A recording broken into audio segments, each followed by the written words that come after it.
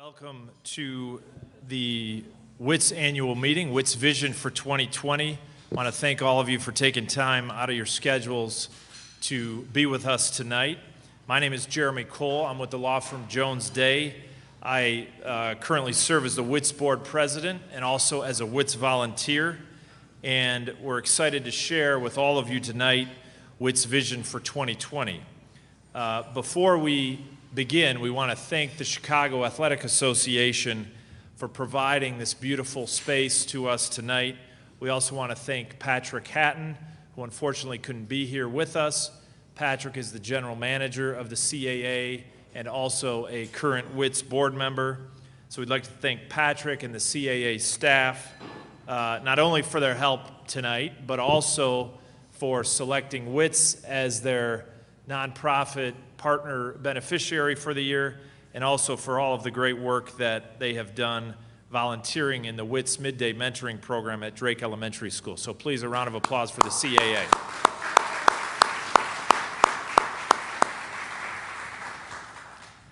Next, I would like to recognize and ask all of the WITS board members present and associate board members present to quickly raise your hand. These people have given so much of their time and their talents and their resources over the years to make this organization what it is today. They do it free of ego and with a smile on their face. It's been an honor to work for this organization with each of you, and so I thank you for all you do and will continue to do for WITS.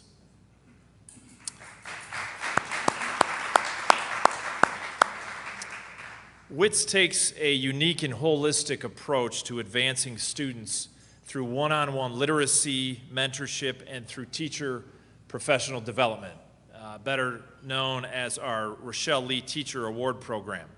WITS currently delivers programs to 73 Chicago public schools.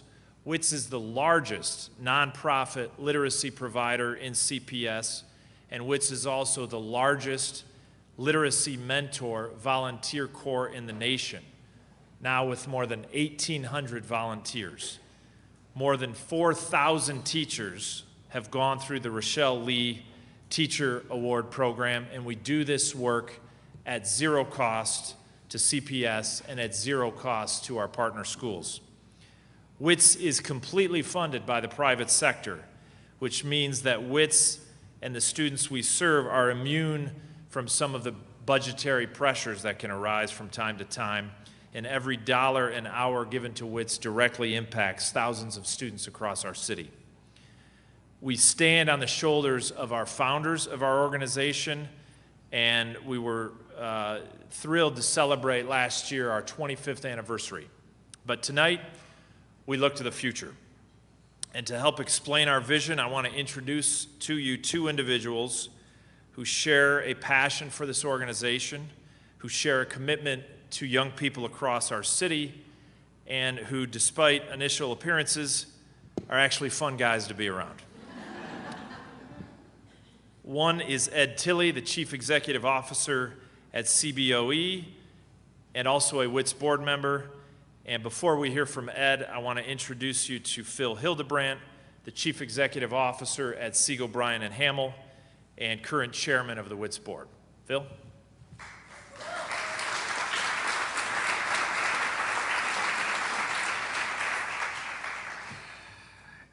I think it's the new facial hair that makes me look more sinister than I am, so, although well, never mind. I get the sort of sober part of the talk today, but I think it's sort of why we're really changing the direction that we're taking WITS. 70% of incarcerated individuals cannot read at the 4th grade reading level. Students who are not proficient learners by the time they're in 3rd grade are 4 times less likely to graduate from high school. Kids are smart. They begin to realize that if they're falling behind by that time and they don't see a way to catch up, why not take the easy way out? You know, these are alarming statistics, and unfortunately, these are statistics that are being perpetuated by our current mess here in Illinois and the continued disinvestment in our most vulnerable youth. But WITS investment in our city's elementary students is a powerful tool in changing these brutal statistics. It's an investment in our workforce development and probably the only way long-term that we get back to a safer community. I travel a lot, and I'm absolutely fed up about hearing about Chicago and crime and murder and all of that. And I was explaining to somebody today what a great city Chicago is here in the Midwest, and it's just an absolute tragedy that that's how we're being portrayed across the country. Which teachers and mentors model for our students what it means to be a reader, a learner, and this is the foundation for these students to build a better, more stronger identity. We actually create hope for these kids, and we surround them with meaningful relationships that they may not get with their own families. And we give them something to count on. We are, and I am, so passionate about WITS because we can actually change the view of these children. And if we can change the view of these children, then we can change the trajectory of these children. And if we can't change the trajectory of these children, then we can't break this chain. And that's what we're setting out to do. And that's why this mission that we've come up with for 2020 is so important and so powerful. And I thank you all for being here today.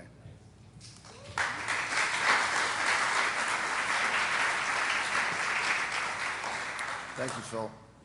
Well, as Phil mentioned, our philosophy at WITS is to provide a sustained investment of time and money into every student we serve. It is an investment in the student's success in the classroom and in life. And ultimately, we hope this foundation of success can lead to further and future acclimation into our local workforce. A recent CEO Business Roundtable report noted that gaps in grade level reading proficiency are impacting the workforce and need to be addressed. The report cites that economic returns from reading proficiency are higher in the United States than in nearly every other developed country. And not surprisingly, students who cannot read proficiently by the end of third grade are 4 times less likely to graduate from high school. The work WITS is doing to address this issue is vitally important to the future of Chicago. It is incumbent upon all of us to help WITS recruit fellow corporations and philanthropic leaders to invest in programs that support teacher professional development and mentorship programs for elementary school students. These programs can and are making a powerful and lasting impact. We see this firsthand at CBUE, where every Monday afternoon during the school year, volunteer mentors from our staff work with 4th through 8th grade students from John B. Drake Elementary School. At CBUE, each student is paired with the same tutor each school year. This multi-year one-on-one approach creates a bond that nurtures the learning process. It also creates a professional relationship that empowers students to take pride in sharing their accomplishments with their tutor, not just in the classroom, but at home and extracurricular activities and in other parts of their lives. CBUE's partnership with WITS began in 1999 as the pilot workplace mentoring program. Since then, our volunteers have mentored hundreds of boys and girls. Nearly all have graduated and gone on to high school, where the WITS program was instrumental in helping them navigate the complicated application process. And others still continued on to college. Our next speaker, Nicholas Goodloe, is an alum of the CBUE WITS program. Nicholas is a graduate of Drake Elementary and just completed his sophomore year at Kenwood Academy. While a student at Drake, Nicholas rode the bus every Monday after school to CBUE, where he and his mentor, Tom Noring, worked together. Tom was a math teacher before joining CBUE, so I have no doubt, Nicholas, that your grades in math are excellent. Nicholas is an aspiring entrepreneur, and his goal is to become president. I would not bet against Nicholas. So please join me in welcoming Nicholas Goodloe.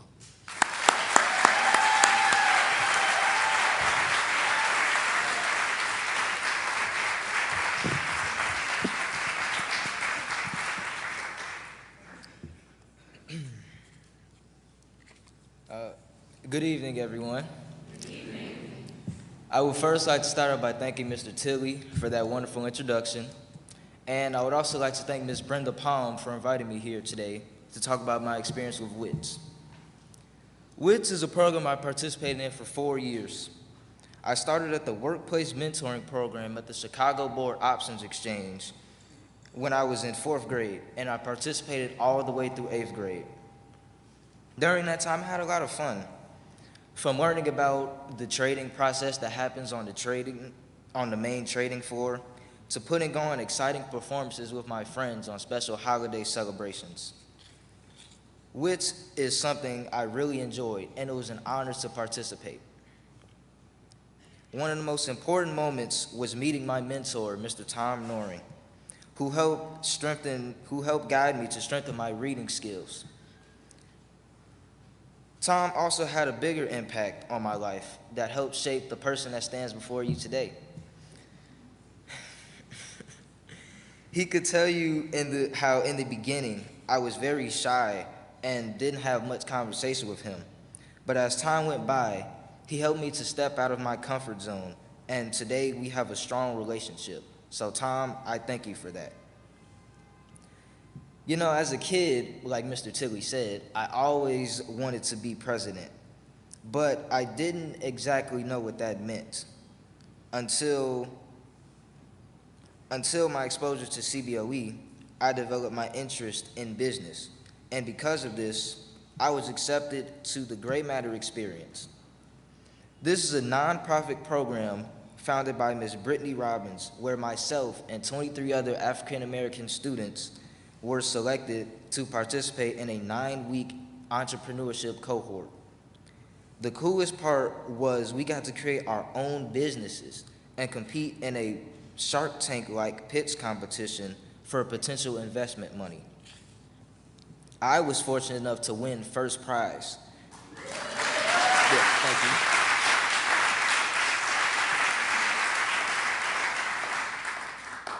you. And also, on top of that, I won the grand prize of $6,000 in startup funds.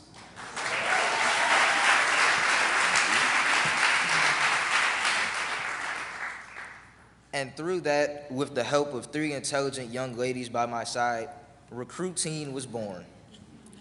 Now, Recruiting is a business that myself and 3 other young ladies by the name of Khadija, Ayana, and Taylor created, and it was designed to help teens find jobs. So we created a website where teens log on and they basically apply and get summer jobs. And we found this to be a very big problem because every summer teens have a hard time finding jobs, and the job process is very hard the job process is just very hard. And so we designed Recruiting to have teens have an easier way of getting summer jobs. So they log on, they create an account through our site, and there's also an app that we have where they log in and they actually apply for jobs through our app. And so, thank you again, and that was my business Recruiting.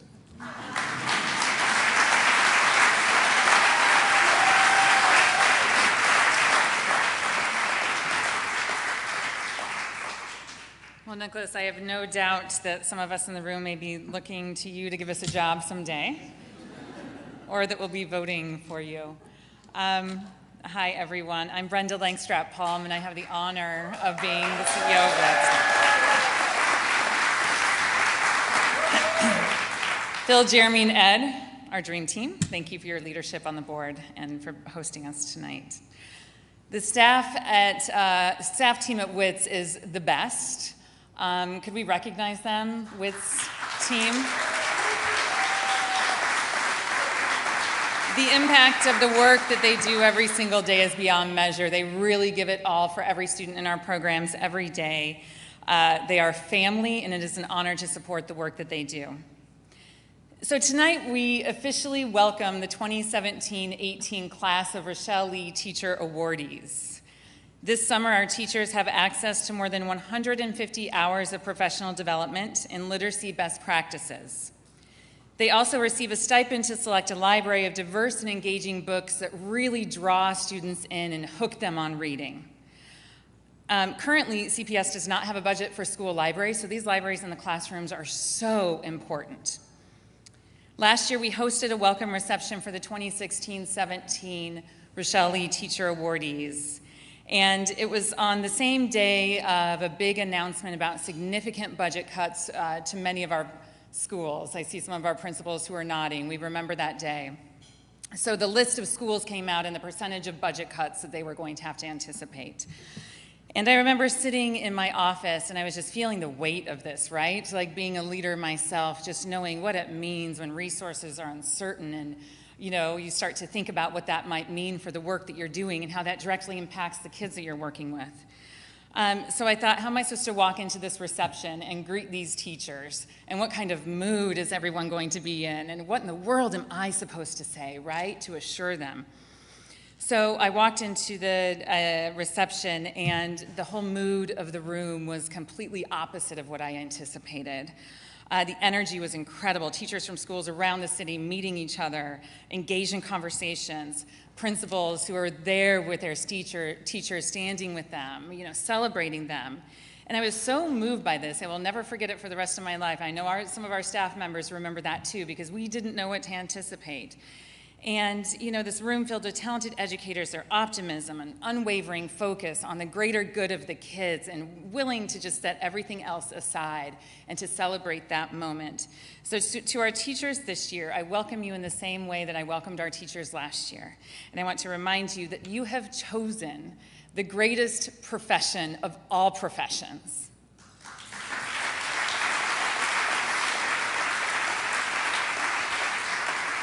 And we cannot fix the state's funding structure and the impact of which we know you experience every day. But what we can promise as WITS is we are here for you. We will provide the best professional development, libraries for your classrooms. We promise that our volunteers are going to show up and be literacy mentors for your students.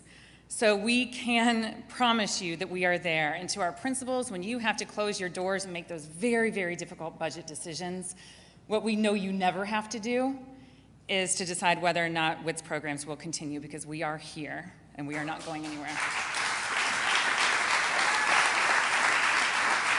So I would love for our current class of Rochelle Lee Teacher Awardees to stand so we can honor you, please.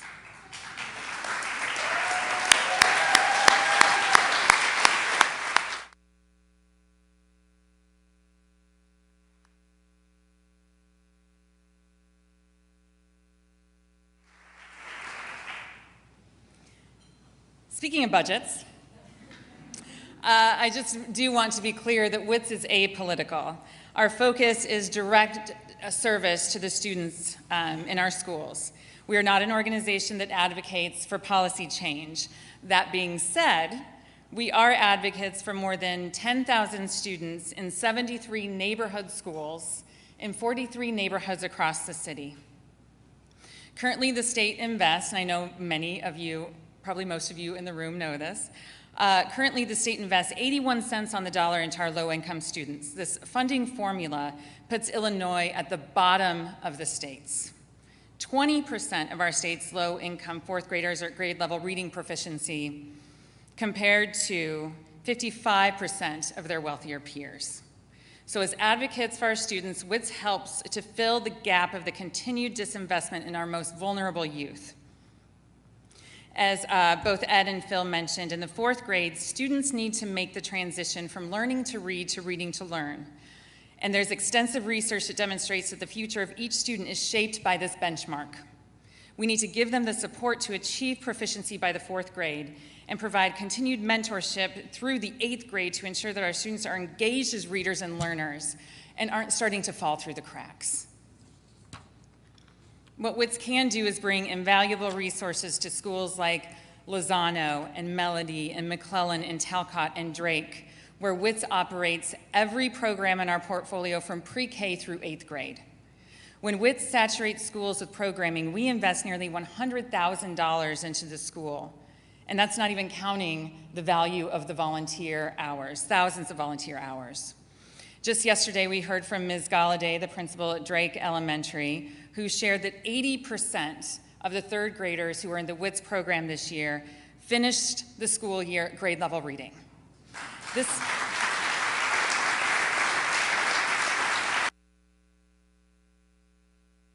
means that 80% of these students are 4 times more likely to graduate from high school. This benchmark is everything. We need to focus on this. The WITS footprint is extensive, and every day we work alongside top educators to leverage every resource available to drive student success, and it's working. WITS volunteers represent the largest volunteer corps of literacy mentors in CPS, as Jeremy already mentioned, and from the research that we've done, what we can tell, it's the largest volunteer corps of literacy mentors in any single city in the nation. So our volunteers who are in the room, that's what you are a part of. More than 4,000 teachers have gone through the Rochelle Lee Teacher Award Program, many of who stay in the district. And we're doing research around this, but we think they're staying in the district longer after they go into the program. We can't claim that yet. And many of them become principals, like Dr. Bahena, who we'll hear from later. And many go on to take on leadership roles within CPS. WITS offers intensive kindergarten readiness programs during the summer months at no cost to families. In schools where after-school programs are limited and safe transportation to and from school is a real concern, students travel downtown for mentorship programs with our corporate and university partners. And this is something that's very important too. My dear friend and CEO at Chicago Cares talks about this all the time too. WITS builds communities by bringing both students and volunteers to parts of the city that they may not otherwise experience without WITS. And this is what makes us a stronger city. Again, all of this is great and it's working, but we need to do more, so here's the plan. We are going to continue to focus on whole school literacy support, really recruiting more volunteers and teachers into our program so we can do what we're doing in some of those schools that I mentioned where we're working from pre-K through 8th grade. Layering teacher training and volunteer literacy mentorship programming together.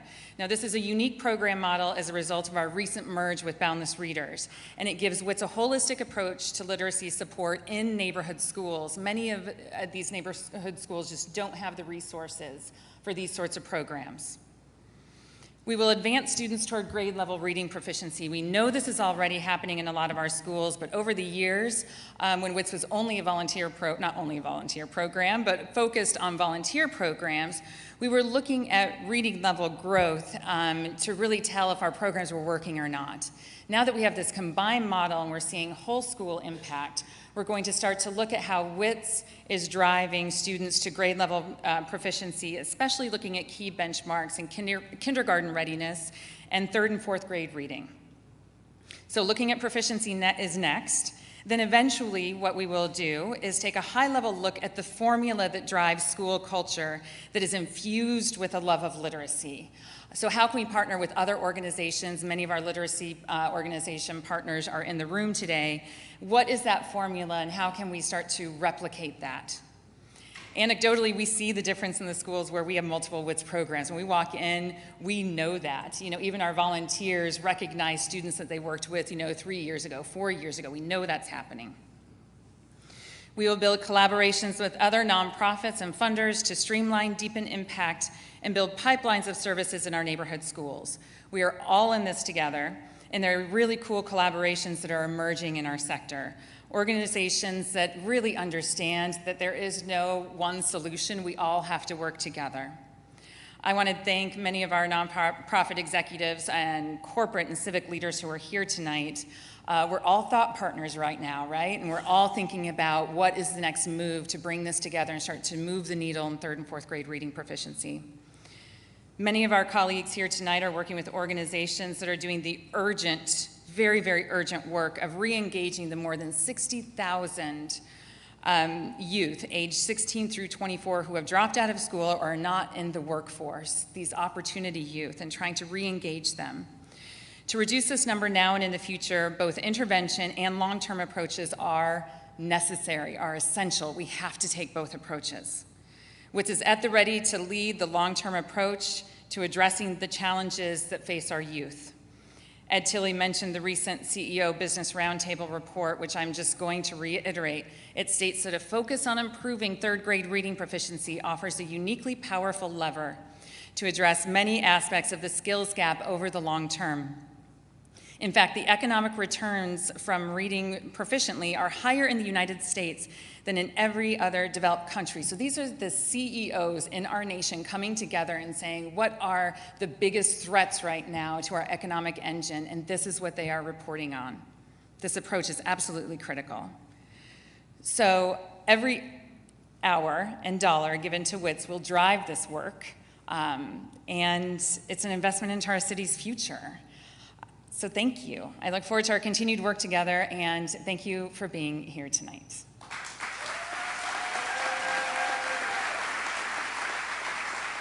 So now I'd like to invite up some of our educators to sit in these cool director chairs and turn on your mics and start to talk. You know, I think we need one.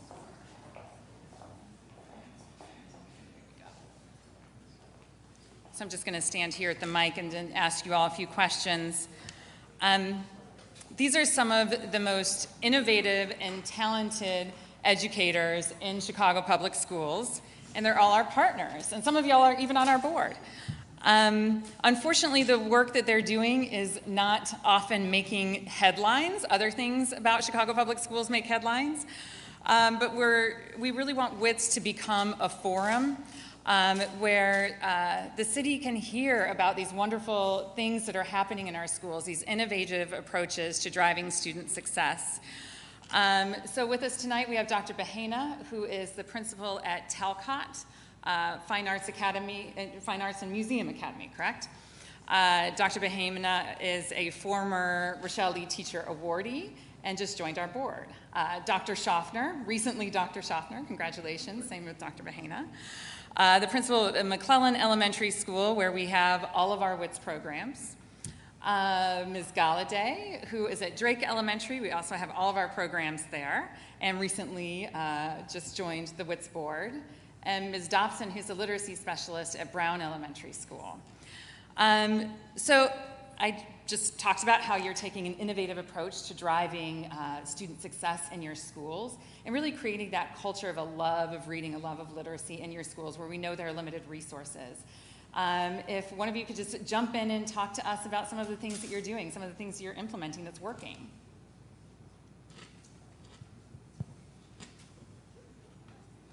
So good evening, everyone. So at Drake, we want to make sure that we partner with organizations like WITS and have relationships with organizations that have an end goal in mind that meets our vision and mission.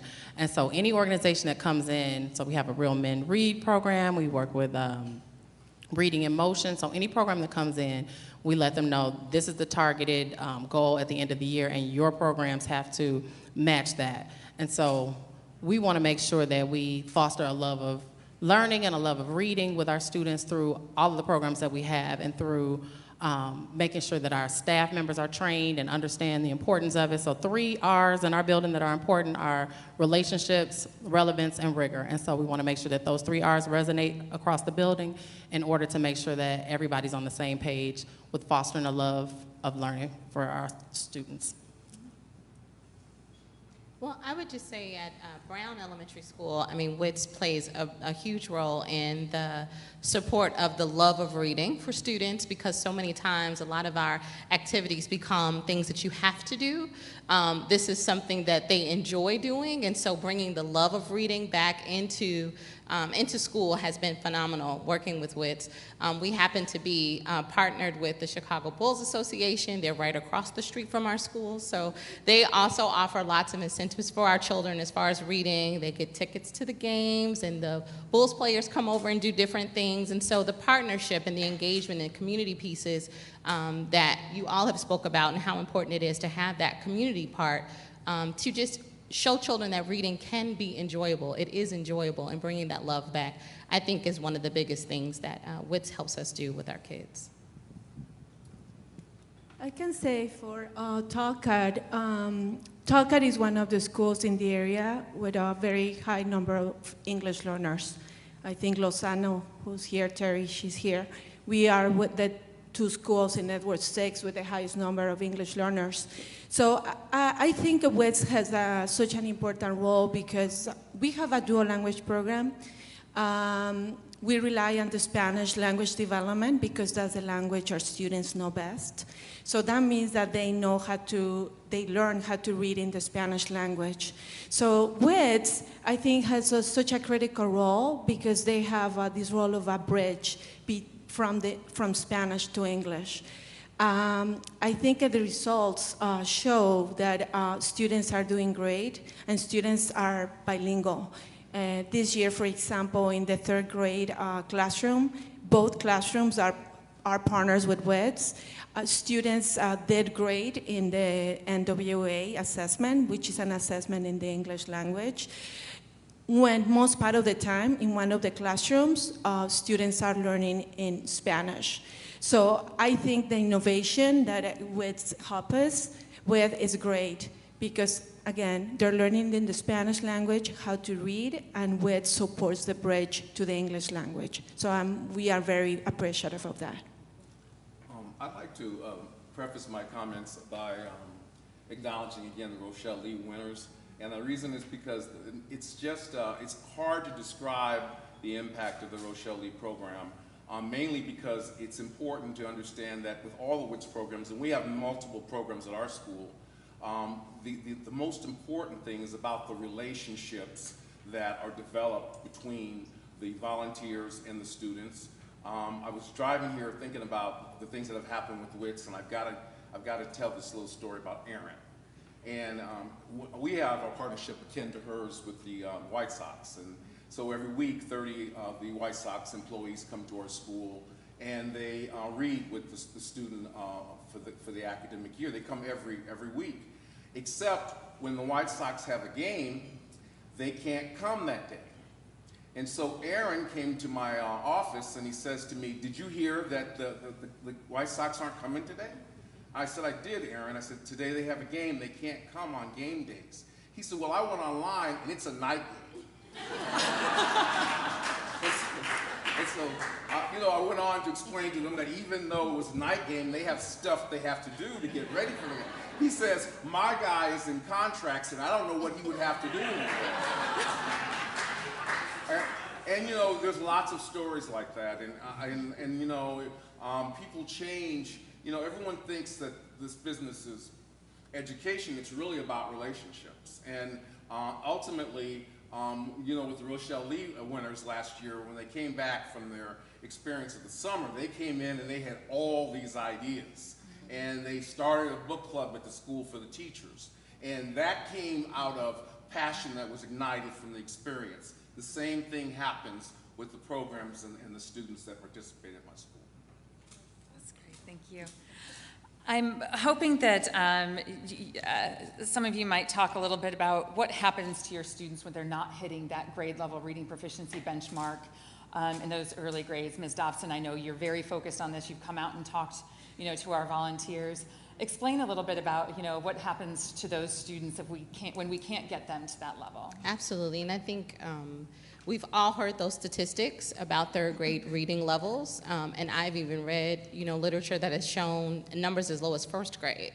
Students who are struggling by first grade, sometimes it's very difficult for them to overcome that gap. And so the important work, I think, of partnership in that the teacher cannot do it alone. There are 28 students going in 8 different directions, have 8 different reading abilities, along with all the other issues that we have to contend with and to create holistic people, because that's our goal. We want our children to be whole.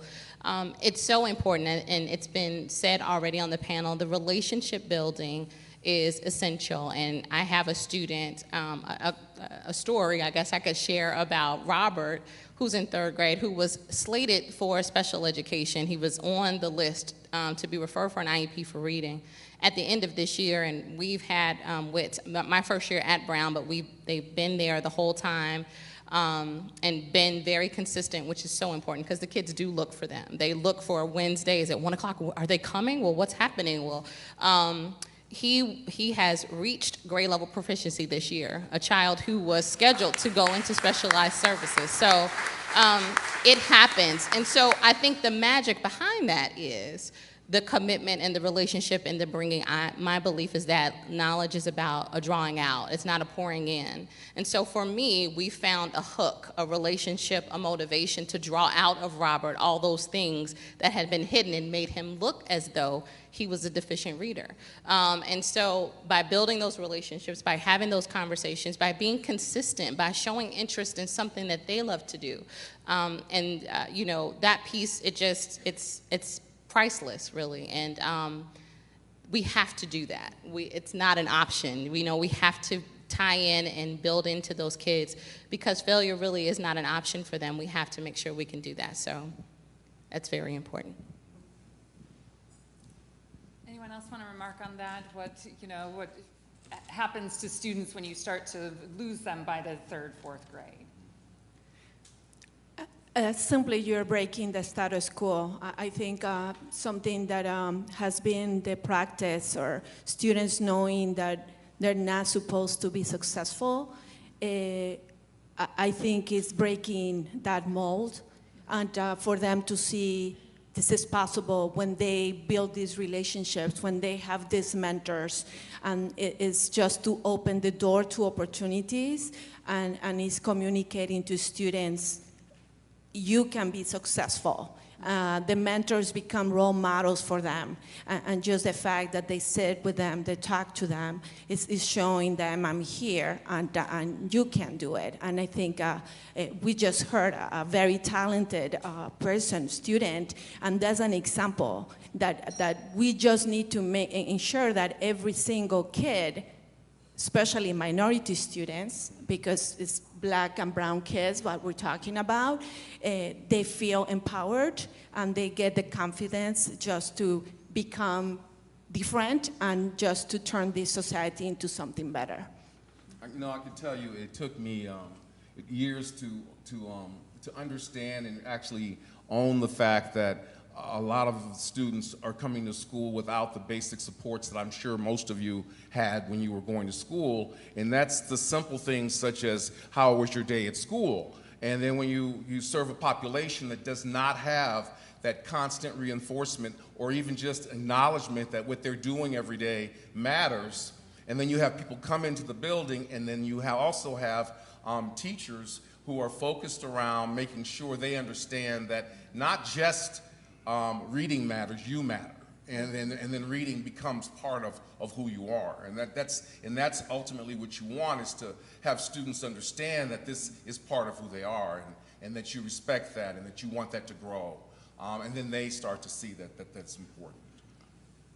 And I know it sounds so cliche, but meeting students where they are. So what we take part in is making sure that we identify students, we look at the data, where are they? You mentioned our data for third grade for the students who participate in WITS.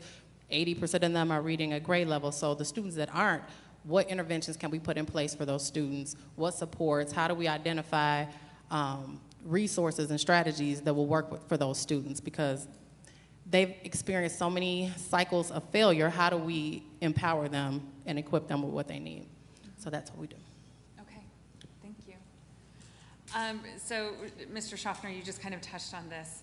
If you all could talk a little bit about, again, how you infuse that culture in the school where, like, living a literate life is, like, the greatest thing that you can do as a human being, right? And I know when we walk into every single one of your schools, you're the leaders who are infusing that culture. You know, in the corporate community, and also in the nonprofit community, we talk a lot about the importance of culture, and I'm a believer that culture eats strategy for breakfast, right? So talk a little bit about how you do that in your leadership roles, and for you, Ms. Dobson, as the literacy specialist there, like, how do you infuse that into the culture?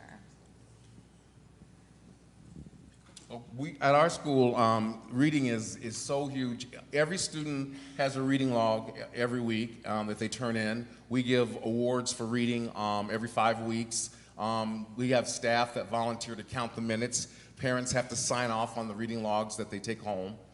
We give also huge awards at the end of the year for the big readers of the year. Also, the other thing about is books. You come into my school, there's a huge table of free books, and students know that they can just take as many books as they want. We try to keep them, refreshed and They don't have to bring them back. We want them to stay in their houses. And so we just eat and talk reading consistently. Well, and at Brown, and I've had a couple of experiences with building kind of that literacy at home, because we know children will mimic the behaviors of the adults around them. So if we want them to read, we have to read. And a lot of times we were finding that they did not have books at home. And so building classroom or home libraries became essential. That happens at our school as well. My guided reading books, they disappear. And as much as I want to have a set of 5 for the guided reading, assignment, I have 3 or 2 or 1. And my principal's always said, you know what, don't worry about that. We can always buy more books. If they want to take books because they care for them and they've made a connection to them, like I have 4 books right now in my purse, those things that you carry around. That's how we create that, but also doing what we expect kids to do, having those expectations. We partner with American Reading Company, which is a phenomenal program as well, as for providing trade books to kids, putting books back in their hands. We have our e-readers, but we also have, there's something about having that actual book in your hand and making that connection and being able to turn the pages and have that sense. That's very important. So yes, books disappear all the time, so we're always replenishing them. We have a couple of Rochelle Lee teachers in our school as well, which is phenomenal. So having access to lots of literature, having access to the books helps that, and then encouraging it as well by being a reader and showing our children that we are readers. I have one more question before we wrap up, and would love for each of you to answer this. I mentioned earlier, these are not the stories that are making the headlines, right? But they are the stories that we should all know. And WITS kind of gets a front seat. We get to see this every day. We've seen extraordinary things happen. And also I know, we as an organization are able to bridge those gaps sometimes. As you all are talking, I'm remembering when I started at WITS, I started volunteering in our midday mentoring program with a 3rd grader at Drake. And the student I was working with had no interest in reading, only wanted me to read with him, and I could tell he was behind enough that we had to figure out a way to hook him. Realized that he loved sharks, was kind of obsessed with sharks. So we went out and found every shark book we could possibly find, and that's how we hooked him. And these are the stories that our volunteers are a part of all the time, right? So they're walking into your schools, or the students are coming out to the workplace or to the university. So they understand what the great opportunities are, and also understand what the challenges are. So here's my question. What do you want the world to know about your students, your school, and your community? Well, I would say our students are capable, and they want to be successful. I would say our school is a place where we allow them the opportunity to fail, knowing that that is part of success. And our community wants to see our children reach their dreams, and they are committed to doing that in any way possible. I would say that Drake is a school where we have a lot of history and legacy, and we want the students to know that we are one family, one school, committed to a community that is devoted to learning. And so our students are phenomenal, they're resilient, they are intelligent, they aspire for greatness, and so we want to be there to support that holistically in the classroom, in the families, and their communities. And so I want the world to know that Drake is phenomenal, our students are great, and their futures are bright.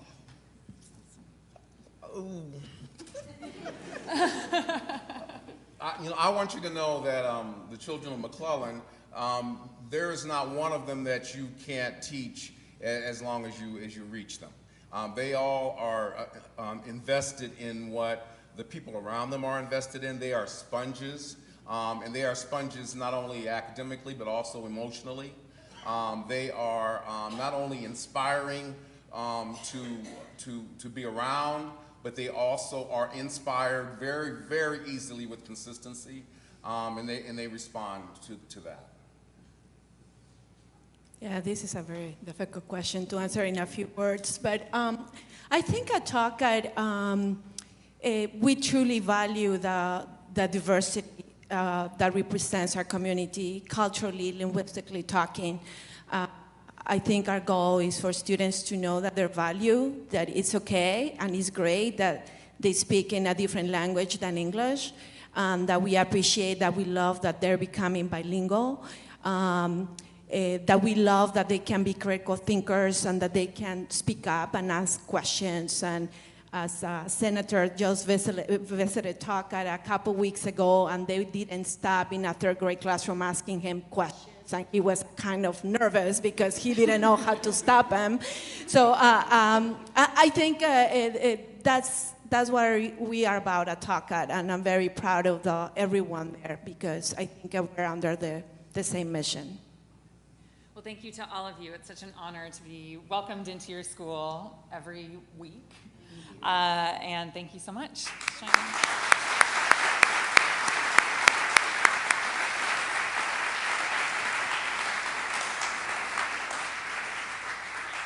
So just a couple of other things. You saw on your seat, there's a little postcard. It's a save the date for the Blackboard Affair, the WITS annual gala. November 4th at the very, very cool Revel Fulton Market, creative black tie, which means have fun with it. Please plan on coming. It is kind of the party of the year, right? Everyone who's been there? Yeah, it is. Okay. And this year, every year, we honor one of our corporate partners and we honor an individual who has been an outstanding volunteer. This year, we'll be honoring BP. We partner with BP in the Workplace Mentoring Program with Holden Elementary students, and BP also worked with us to launch a focused STEM program. So the students kind of graduate from our Workplace Mentoring Program into the STEM program at BP, and it's pretty awesome. And then we'll also be honoring Jamie Gerard, who is an emeritus board member, a longtime WITS advocate. He was a volunteer. Where's Mr. Flores? He was a volunteer for years at Peabody School, where he's affectionately known as Mr. Jamie. So we're super excited to honor him. So please come on November 4th. If you want to get more involved with WITS, we have a gajillion ways that you can do that. And please stay and enjoy, eat and drink, and thank you again for being here.